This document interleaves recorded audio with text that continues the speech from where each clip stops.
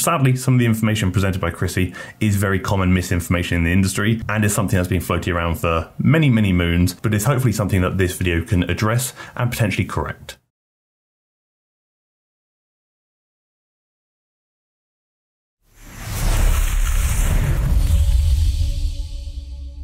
Funnily enough, actually, now watching this video, I might as well tell you now. The gym-based group coaching group have actually just started a new workout block. It's literally starting today. So if you're watching this, now is the perfect time to sign up to the Train Heroic group coaching kind of platform, where I essentially write all of you a program for the group to follow, where you can talk in the message board, ask me questions, and also send me footage if you want me to see what you're doing and how you're lifting. If you use the code teamforneverlean, I'm pretty sure you get the whole thing for like just over 50 cents a day or something ridiculous like that. So it's bloody cheap, and for much less than $1 a day, you can get a bloody good program that, provided you follow it with sufficient intensity, will probably guarantee you results. Code teamforneverlean, get that going. But until then, the perfect leg day routine, which I will obviously be the judge of, by Krissy Cela. I'm going to present a deal to you. If throughout this entire video you happen to learn something, then please do me a favor by subscribing to the channel, because I would very much appreciate it and it does help me out. But again, only if you learn something from this video. We're skipping the warm-up. She obviously speaks about how important dynamic warm-ups are and just warm-ups in general. Yeah, I actually do back it. How you warm up is up to you. I quite like doing maybe some light cardio, like 5 to 10 minutes. I say I like doing that. I often recommend people do that. And you can certainly do some dynamic stretching as well. But I also think it's really important to do warm-up sets of the movement. If you're working up to 100 kilo squats, you might go bar, 60, 80, maybe 90, and then 100.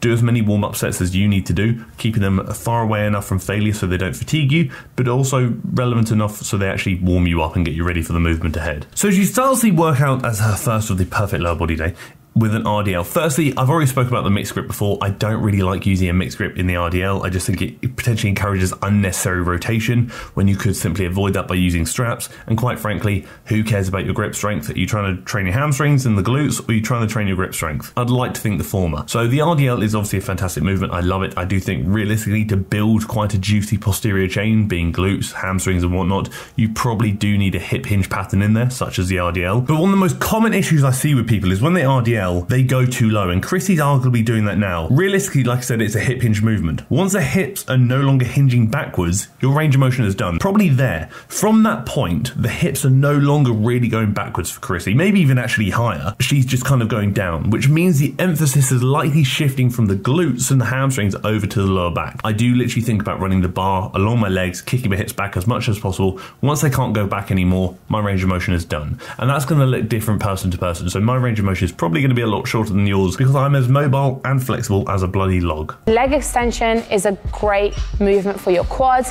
If done correctly as well, you can actually target different areas, especially with your feet placement. That's not actually entirely true. The only thing this really actually applies to is hamstrings. If you turn your feet in and out on like a hamstring curl, that can shift emphasis regarding like hamstring bias and which muscles of the hamstrings you might be placing greater emphasis on. That does not apply to the quads. The other thing to note is realistically with a leg extension, the primary muscle we're actually really considering here is going to be the rec fem, which is a muscle of the quads and the only muscle of the quads that actually crosses at the hips. Quad, obviously being quad, means four muscles, four heads, whatever you want to call them. Essentially what happens here, 3 of those muscles don't cross at the hips, 1 of them does, being the rec fem. With that being said, when you do a squat pattern, which would obviously heavily target the quads, because the rec fem does cross at the hips, when you kind of go through the concentric portion of the squat where you're kind of exploding up and utilizing the quads there, you are lengthening the rec fem at the hips, but also shortening at the knee. Therefore its respective length doesn't actually change, which means it's kind of heavily underutilized during a squat pattern. That's why we need things like the leg extension thrown into the mix. We remove hip movement entirely, just focusing on knee extension,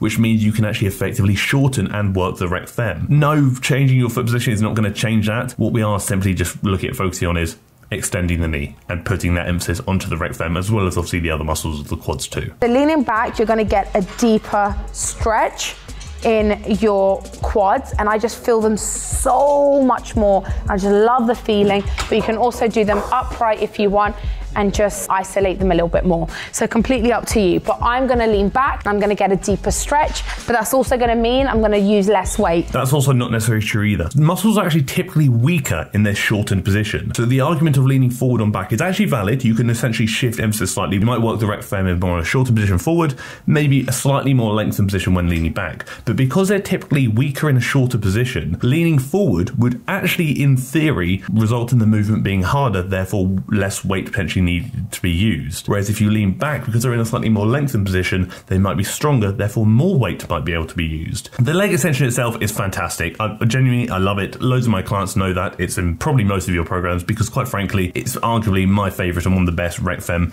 builders out there. You can't really cock this up too much. Literally, all you are doing is extending the knee, and all you have to worry about is make sure you're going through a full range of motion. So get a nice stretch at the bottom, but the stretch is obviously going to be somewhat limited due to the position of the movement, and really get a good contraction of the top. So you're essentially going from that stretch position to fully locking out the knees, shortening the muscles as much as possible. That's it. All I'd say is control the eccentric, just so you're not rushing things. But honestly, realistically, when it looks at muscle growth and muscle gain, anything from like 1 second onwards is fine. It's not going to make much of a difference. And maybe do a brief pause at the top to hold that contraction, not for 3 seconds. That's not going to result in any additional muscle gain. I simply just hold a pause just to help with technical standardization, which essentially means help with ensuring that every rep is the same and you're giving yourself enough time and control to actually focus on making sure movement quality is consistent rep to rep, and it doesn't decline massively when you get closer and closer to failure, which it typically does for many people, which is why I really stress the importance of technical standardization, because if you standardize technique and it becomes habit and that's how you do a movement, you're less likely to face technical breakdown as things get harder. Now, if you want to pump them out, that's different. You're going to hit those fast twitch fiber muscles a little bit more depending on how you do the movement, but just slow it down. There's no rush to it, and then decrease your rep ranges. A couple of points mentioned there is muscle fibers. Honestly, I wouldn't stress. Realistically, that's not something many of you probably need to consider, especially when thinking about building muscle. Do not stress about fiber types, which are fast twitch, which are slow twitch. Please don't worry about that. Honestly, it's not worth it. All I'd say really is most of your movements should be 5 to 10 reps, and realistically, you just want to ensure that technical consistency is something you focus on, so rep quality remains high throughout. She did mention time under tension. If someone comes to me in the comment section, oh, time under tension is so important.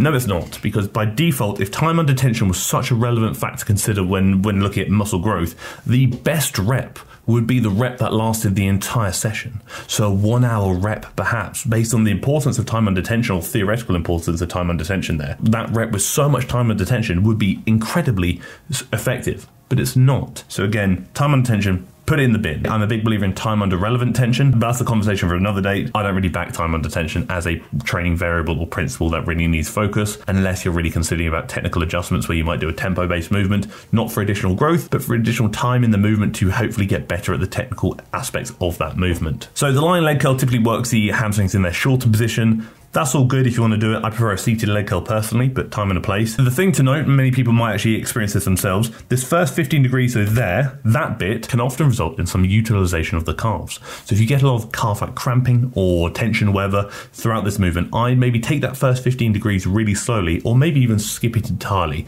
because again, the calves are responsible for that first initial knee flexion, being that first, like I said, 15 degrees or so of knee bend. Beyond that, what we do want to really try and do is get the pad to the bum. Honestly, I know we was obviously missed there, but full range of motion will be pad to bum where the hamstrings are at their shortest position. What I will say is you will have a habit of your bum lifting off the pad to try and meet the pad. Don't do that. That you're not shortening the hamstrings any further. You're actually just making the movement a little bit easier and skipping out on some range of motion. So we want to try and avoid that if we can. Drive the hips into the pad, smack the bum, shorten the hamstring, bloody laughing. Reverse lunge, fully back it. You can certainly do this if you want to. Just make sure we're getting a little bit more range of motion. Maybe get that knee a bit closer to the floor. If you're looking at kind of prioritizing the glutes, which you probably are with this, we want to kind of keep that front shin a bit more vertical, because again, that limits knee flexion, which limits how much the quads are working, whilst also keeping a bit more emphasis on the old glutes, which is probably what you want. But again, something like a split squat works fine. A unilateral leg press also works fine. So you don't have to reverse lunge. There are alternatives. The cable kickback is honestly fine. I used to give it a lot of crap, but since obviously educating myself better, I've changed my opinion. I think it's a very valid movement with a time and a place.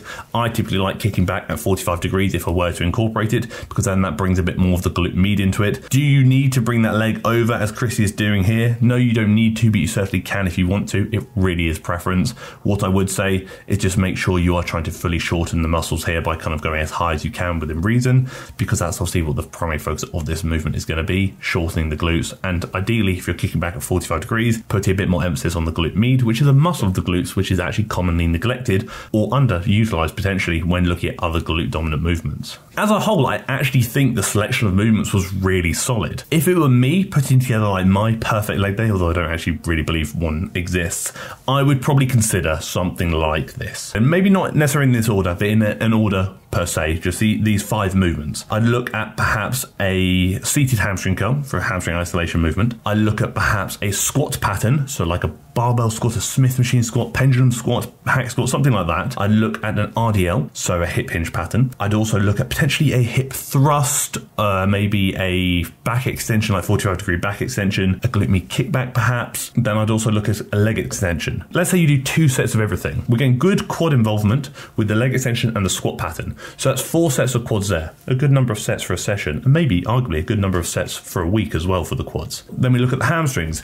We look at the RDL, 2 sets there, and the seated leg curl, 2 sets there. That's now 4 sets for the hamstrings as well. So 4 and 4, pretty even and well matched. Then we also look at the glutes. The RDL is going to encourage a lot of glute involvement, arguably the squat too, but let's ignore that because we're going to think of a quad dominant squat rather than a glute dominant squat. So let's look at the RDL. We're going to work the glutes there, 2 sets. We're also going to get a glute movement like the hip thrust, the kickback, or maybe even a back extension. That's another 2 sets as well. That's 4 sets for the glutes. So you've got 4 for the quads, 4 for the glutes, and 4 for the hamstrings. Pretty even distribution of volume when considering the primary muscles you might be thinking when looking at lower body. Sure, we're neglecting the calves, but realistically, don't we all? Chuck 3 sets of leg press calf raises at the end if you really want to, and you're probably laughing. That to me is a really well-structured routine. Not necessarily in that order, but I'm just saying with those movements included, depending on your weaknesses. Essentially, exercise order is kind of based on where your weaknesses lie. So your developmental weaknesses, if you've got weaker glutes, you might start first with the glute dominant movements. If you've got stronger quads, you might finish with the quad dominant movements. Because then you're also getting a nice mix of working the muscles in lengthened and shortened positions. You've got glutes lengthened and shortened, so lengthened being the RDL, shortened being the kickback, the extension, the hip thrust. You've got quads lengthened and shortened, being lengthened being the squat pattern, shortened being the extensions. And although we've only got hamstrings lengthened being the seated leg curl and the RDL, I think that's fine. If you wanted to get them in their shortened position, I'd remove the seated leg curl and put a line leg curl in there instead, but you don't need to. It's just kind of like a nice to split things if you want to, but you really don't need to. I typically actually prefer working muscles in their lengthened position because I just quite like it, and that's simply the only reason. As a whole, actually fairly solid video. I have seen better videos of Krissy, and I will be completely honest when I say a little bit of misinformation in there, especially when we looked at some of the quad advice and whatnot. Some outdated and potentially incorrect information that is lingering here, which is also unfortunately very common within the industry. Krissy did kind of allude to this video being her opinion, and I fully respect that, as this video is simply my opinion as well. And I would love to hear your opinions in the comment section below. If you have one, please let me know. And I was also curious to know, how do you train your lower body? So plot that in the comment section as well. But until the next one, don't forget, Train Heroic group coaching is now on sale, and the gym-based workout team is starting a new block today, but you can join at any time, and the home workout team is starting a new block next week, but again, you can join at any time as well. There's also the pancake posse if you want to focus on your lower body and glutes specifically. So you've got 3 options to choose from for significantly less than $1 a day, especially while the offer is on, where you just have to use code TFNL. But until the next one, thank you for tolerating me. Thank you for tolerating my waffle about bottoms and legs, and thank you for tolerating the video.